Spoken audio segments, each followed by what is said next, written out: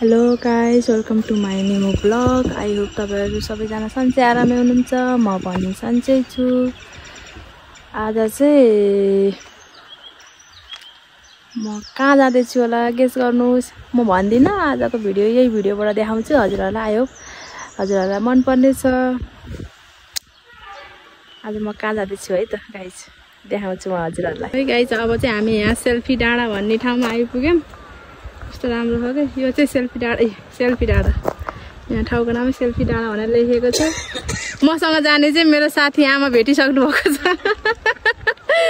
आमालाई भेटिसकेको छ। आमा र म चाहिँ सँगै जाने। आमा अलि अगाडि गएर झर्नुहुन्छ, म चाहिँ अलि टाढै जानुपर्छ हैन, त्यहाँ बाटोसम्म यसो त्यहाँ छोडिदिनु पर्ने भएको भएर आमा र म चाहिँ, मेरो साथी, आजको साथी चाहिँ आमा।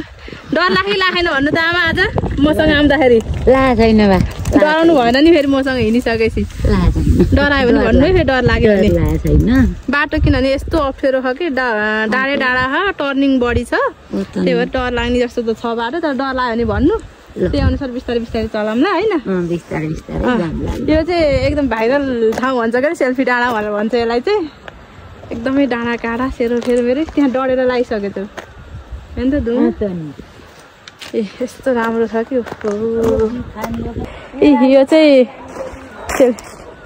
सेल्फी डाँडा। यो हाम्रो घोडा आमा, अनि यो सबै स्याङ्जा। यस्तो हराभरा हेर्नलाई कहाँ जानुपर्छ? स्याङ्जा जिल्लामा आइपुग्छ। त्यो तलबाट आएको त्यो चाहिँ फुलबारी हो। त्यहाँबाट यस्तो टर्निङ गर्दा गर्दा गर्दा यो बाटो हुँदै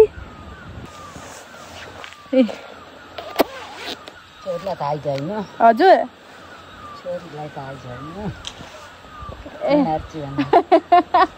आइछु भनेर थाहा छैन भन्नुभएको? ए खुसी हुने भयो नि आमा आइसक्ने भएपछि त। कपाल पनि जिग्रिङ भयो गाइस। सेल्फी डाँडामा सेल्फी हान्न बसेको। हजुर यो हो, कसले भन्यो? कान्छीले। ए ल त मैले नि थाहा दिन्छु भनेर यहाँ नानीले लिएर आइ, किन नेटा छोडिदिन्छु भनेर। अब हामी चाहिँ जान्छौँ है गाइज, जान्छौँ अझै कहाँ कति टाढा पुग्नु हो गाइज। यस्तो डाँडा त कतिवटा गर्नुपर्छ, त्यो पनि ठिक छ। इन्जोय गर्दै जाने, म त एक्लै भयो नि इन्जोय गर्दै जाने। अहिले आमा हुनुहुन्छ, अहिले एकछिन आमा झर्नुहुन्छ र अनि म एक्लै इन्जोय गर्दै जाने। हजुर म्याडमलाई के त ल गाइज, यो चाहिँ कार्कीनेटा हो। कार्कीनेटा आइसक्यो। आमा यता बस्दै हुनुहुन्छ, म पनि यतै छु। कार्कीनेटाको माहौल यहाँ अलिक खासै नदेखिँदो रहेछ होइन। अघि त्यो डाँडामा देखिन्थ्यो। त्यो चाहिँ म अब 1-1.5 घन्टा पछि पुगिन्छ होला मेरो डेस्टिनेसनमा। ल जाम है त आमा। ल म चाहिँ अब कार्कीनेटा कटेर नि यता थापाठाना भन्ने आइपुगेँ है। ती आमालाई त्यहाँ थापाठाना भन्ने त्यहाँ आफन्तिका छोडेँ। किन भन्दाखेरि यो बाटो यस्तो अप्ठ्यारो हो नि त, जान त यतै मैसँगै जानु हुने हो, अलि उतै जानुपर्ने हो। तर त्यहाँनिर चाहिँ बाटो यस्तो अप्ठ्यारो हो, बुढी मान्छे अब बस्नलाई गाह्रो हुन्छ नि त। उखार्दाखेरि बस्नलाई पनि गाह्रो हुन्छ, प्लस मलाई चलाउनलाई नि गाह्रो हुन्छ। सरी, अब यही बाटो जाने, यस्तो बाटो छ। यस्तो बाटो गरेर त्यतातिर पुग्ने हो, कता हो त्यता त्यतै जङ्गल हो गाई। अझै लाग्छ 1-1.5 घन्टा त लाग्छ। बाटो जानुपर्छ अब यस्तो बाटो, कहिले पुग्ने हो है। नेपालको बाटो यस्तो छ, हालत यस्तो छ। बाटो त बनाइदियो अब सरकार भन्न पर्ने हो। अब सरकारी कुर्ची तान्नु गर्दैमा ठिक्क छ, नाजुक छ, गाह्रो छ मलाई। बाटो नबन्दासम्म गाह्रो छ, बनेपछि त फिलिजले हो। कति गाह्रो बाटो आमा, कति अप्ठ्यारो। यस्तो अप्ठ्यारो नि हुन्छ त गाई। अनुहारतिर त हेर्नको लागि नि छैन नि त। कपडा पनि त्यस्तै, यस्तो सेतो छ कपडा त। कच्ची बाटो सकियो। अब चाहिँ पिच बाटो आएपछि त सररै हुन्छ नि। फेरि कच्ची बाटो लास्टै गाह्रो। त्यतातिर पुग्नुपर्छ। यता ओके लास्टै गाह्रो स्लिप खाएर स्कुटी फेरि त्यही माथि यस्तो नि हुन्छ त गाइस सल्लाह गाडी र चाहिँ यहाँ माथि फेरि यता फेरि सल्लाह गाडी सल्लाह त भन्छ क्या हो नि यसलाई के भन्छ अब सल्लाह गाडी जस्तो लाग्छ किन पनि आफ्नो चिन्दिनँ क्या मैले त छ्या अनि बल्ल बल्ल कच्ची बाटो कट्यो त्यो जङ्गलको बाटो हो नि त एक्लै त एकदमै डर लाग्ने कतिखेर पक्की आउँछ कतिखेर पक्की बाटो आउँछ कतिखेर घरहरू आउँछ भनेर ढुकढुक ढुकढुक ढुकढुक भएर हिँड्नु पऱ्यो नि एक्लै हिँड्न चाहिँ एकदमै डरै लाग्दो हो क्या जङ्गल छ अनि त्यही माथि कच्ची बाटो बनाउनु ला रहेछ नाली बनाउनु ला अनि खतम बना बाटो चाहिँ ओह्रालो आउँदाखेरि ओह्रालो जाने बेलामा उकालो पर्छ कसरी गइन्छ त अब यस्तो बाटो हो आमा अनि पर्सि कसरी जाने हो खै यो तालले यो बाटो गइएला जस्तो लागेन मलाई पर्सि लास्टै अप्ठ्यारो हो अघि धन्ने पल्ट्यो नि यहाँनिर ओह्रालो झर्दाखेरि स्लिप खाइहाल्यो क्या अब त धेरै छैन पिच बाटो भएपछि त सरर गइन्छ फाइनली पुल चाहिँ आइपुग्यो गाइस झर्नेको पुल एकदम लामो हो यो पुल चाहिँ त्यो माथिसम्म पुग्छ यस्तो देखिएन क्या हो त्यो माथिसम्म पुग्छ कति टाढा खालको छन पनि उता बाइक आउला रहेछ अब सुन्यो हो कि नसुन्यो आउन त भनेको अरे सुन्छन् कि सुने छैन फेरि ल अब यो तरेर जानुपर्छ म जाने ठाउँमा चाहिँ यसरी आउँदै हुनुहुन्छ उताबाट साह्रो लामो हो त नि पुल पनि कस्तो दामी देखेको तर अलिकति छेकेछ भन्नको लागि केही छैन त्यस्तो सेतै सेतो नि त यस्तो सेतो नि हुन्छ गाई झन् ए पुरै सेतो भएर बिजोग भयो त्यो पारी गयो भने चाहिँ के भन्छ गुल्मी त्यो पारीको चाहिँ गुल्मी हो त्यो बाटो छ गुल्मी जाने चाहिँ होइन अनि यो चाहिँ रानीपानी जाने बाटो म चाहिँ मेरो मायालुलाई भेट्न आएको यो त पुरै धुलै छ्या यस्तो नि हुन्छ केही चिन्ने नि भएन नि यस्तो नि हुन्छ गाइस पुरै धुलो छ स्कुटी चाहिँ हेर त आमा यस्तो कसको हुन्छ मेरो स्कुटी हुन्छ गाइस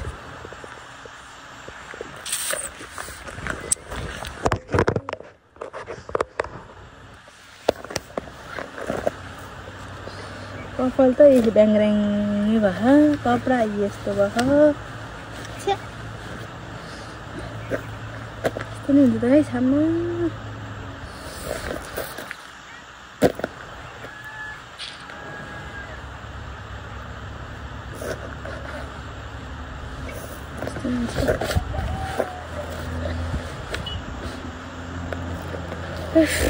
सकिएन है सकिएन कपाल चाहिँ माथि यस्तो जिङ्रिङ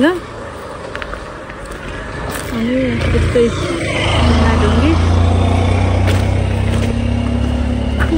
पहिरोले बाटो पहिरो गएर यस्तो आयो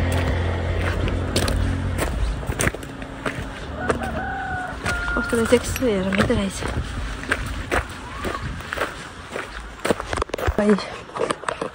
यस्तो बाटो जानुपर्छ ए आमा यो खोला कुन खोला होला ए अब चक्कर लाग्दो हेर त यस्तो ए यहाँ त पहिरो पनि गाह्रो छ है गाई चाहिँ पहिरो भएर त्यो पारीको चाहिँ गुल्मी पर्छ गुल्मी जाने बाटो हो अरे क्या त्यो खै अब यता जता गयो नि बाटो छ होइन पारी गुल्मी वारी चाहिँ पर्वत यता पर्वत भयो यता गुल्मी जानलाई चाहिँ सजिलो चाहिँ ठ्याक्कै एउटा पुल तल गएपछि त सिमेन्ट ठ्याक्कै छुट्टिहाल्यो नि ए खोला यस्तो छ आम्बो घाम फालेपछि त के होला त हो डरै लाग्दो हो नि त ए आमा कहाँ तल बर्खामा त साह्रै हुन्छ त्यो चाहिँ पहिरो गएर त्यस्तो भयो है त्यस्तो टापु पनि गर्छ ए त्यो माथि चाहिँ सनराइज हो कि के भन्छ सनलाइट ठ्याक्कै आउनु लाग्यो तर आइपुग्यो होइन जान्छु धेरै बस्नुहुन्न यस्तो बाटो अझै छ आउनलाई अझै आइपुग्यो छैन भन्दै खान् मलाई कहाँ आइपुग्यो भने सोधे है यस्तो भिडियो बनाउँदैमा ठिक्क मेरो अनुहार त भयो लागेकै छैन यसलाई के भन्छ टावर भन्छ के भन्छ हाइड्रो पावर त भन्दैन टावर भन्छ के भन्छ गाइस कमेन्ट गरौँ त कस्तो राम्रो हो कि यो बाटो हुँदै आएकै मजा अब ल जान्छु म लेट्स सी यो चाहिँ फुलबारीको झरना हो है गाइस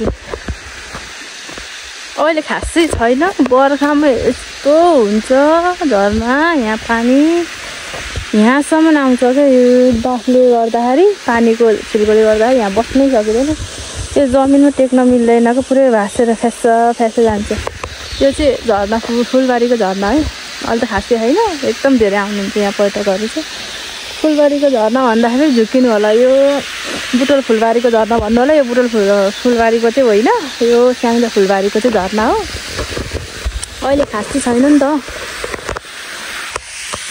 एकचोटि आएर गइसक्यो म त्यतिखेर म यहाँ टेक्नै सकेको होइन कि यो भगवान् अहिले केही छैन त्यो पानी त यहाँ आउँछ यहाँ टेक्ने ठाउँ हुँदैन कि त्यो जमिनहरू पुरै भाँसिन्छ क्या कमलो हुन्छ नि त बालुवा कमलो हुन्छ नि त होइन कस्तो राम्रो यहाँ त आउनै सक्दैन कि अहिले नि त जहाँ आउनु भयो जहाँ आए पनि भयो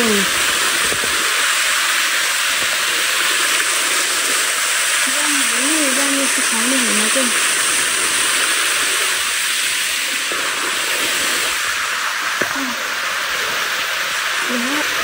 भनिदिनु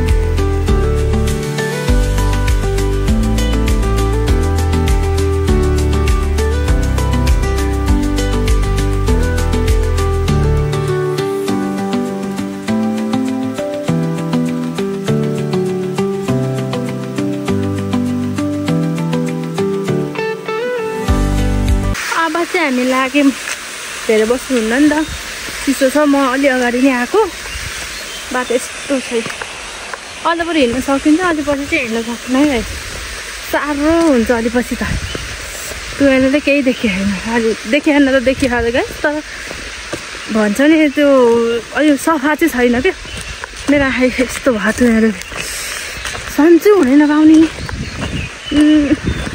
कति गाह्रो भयो मलाई यहाँ हेर्नलाई कति दुख्छ बिजाउ चाहिँ पानी हाल्यो भने यो भनेको चाहिँ त्यत्रो दुःख र त्यस्तो बाटो आइयो नि त अनि यो चाहिँ पिस यस्तो ठाउँमा आयो चाहिँ यति आनन्द हुन्छ ल अब चाहिँ धेरै बस्नु हुँदैन अब जान्छु म फाइनली गाइस म आइपुगेँ मेरो मायाको 3 घन्टापछि आइपुगेँ आएर नि मुख त धोएँ नुहाउनलाई त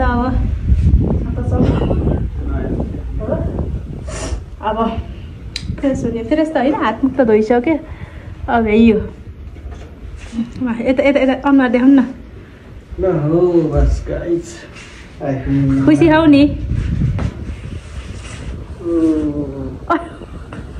अझबाट चाहिँ लाउने कि फेरि जानु खाना बनाउनलाई कुक हो नि त कुक भइसकेपछि खाना बनाउन जानुपर्छ नि त खाना बनाउनु जानु भयो म के गरौँ काम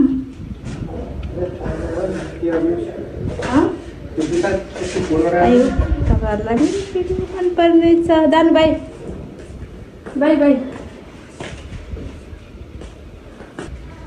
मोबाइल चार्जर आउनु लाइन नभयो नि उज्यालै देखिएको थियो कि लाइन भयो कि झन् नराम्रो देखियो ल गाइस आजको भिडियो यति नै हुन्छ आयो तपाईँहरूलाई मनपर्ने छ मेरो भिडियो कति 3 घन्टा पछि आइपुग्यो कि कति गाह्रो भयो आउनलाई नि। आयो तपाईँहरूलाई मनपर्ने छ मेरो भिडियो। टाउको दुखेको अलिअलि हो त, धेरै लाग्यो नि त, बाटो अप्ठ्यारो हो। त्यही पनि आइपुग्यो, बाटो अप्ठ्यारो भयो नि।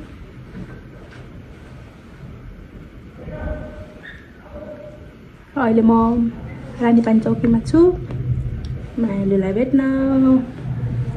Happy happy. आई होप तपाईँलाई मेरो भिडियो मनपर्ने छ। मेरो भिडियोलाई लाइक सब्सक्राइब गर्न नबिर्सनु होला, माया गरिदिनु होला। बाई।